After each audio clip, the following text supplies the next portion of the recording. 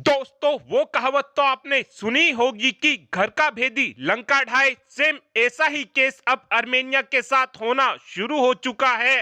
दरअसल पूरा मामला कुछ इस प्रकार है कि पिछले लंबे समय से आर्मेनिया भारत से खूब दबाकर हथियारों की खरीद कर रहा है। अब तक आर्मेनिया भारत से advance artillery gun system, Pinaka multi barrel rocket launcher, Akash defence system, Swathi radar, Zen technology द्वारा बनाया गया एंटी ड्रोन सिस्टम खरीद चुका है। साथ में आर्मेनिया ने भारत से बंदूकों में लगने वाली गोलियों की भी खूब दबाकर खरीद की है।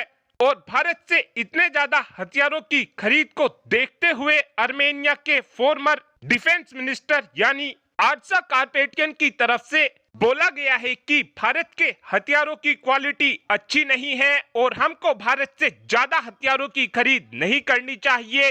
और जो ये आर्मेनिया के पूर्व डिफेंस मिनिस्टर हैं, ये हमेशा से ही प्रो रशियन रहे हैं, क्योंकि इन्होंने अपनी पढ़ाई को रशिया में किया था।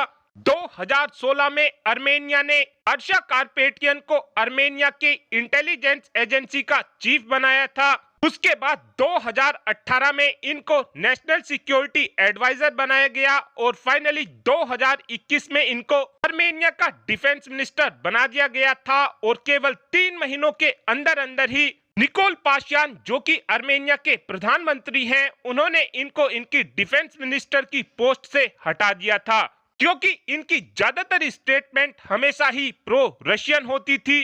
और 2020 से ही रशिया और आर्मेनिया के बीच 36 का आंकड़ा चल रहा है।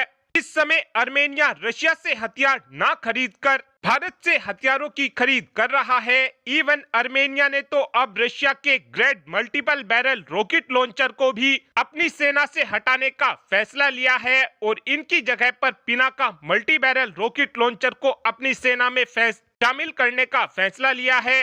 और आर्मेनिया की सेना का कहना है कि जो भारत का Pinaka multi barrel rocket launcher है, वो रशिया के grade multiple barrel rocket launcher से 1000 गुना एडवांस है।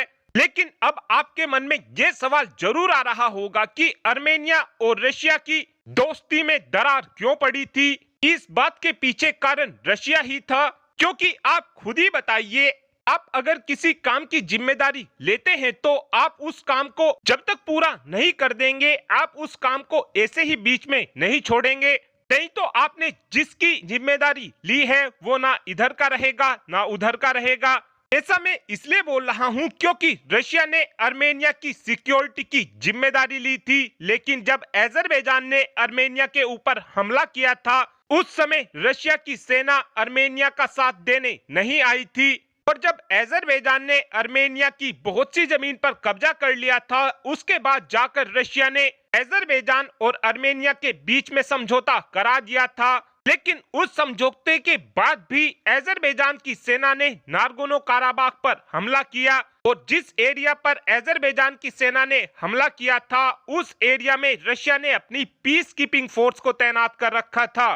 और आर्मेनिया की तरफ से रशिया की पीस कीपिंग फोर्स पर यह आरोप लगाया गया था कि इनकी तरफ से हमें कोई भी जानकारी इस हमले को लेकर नहीं दी गई थी।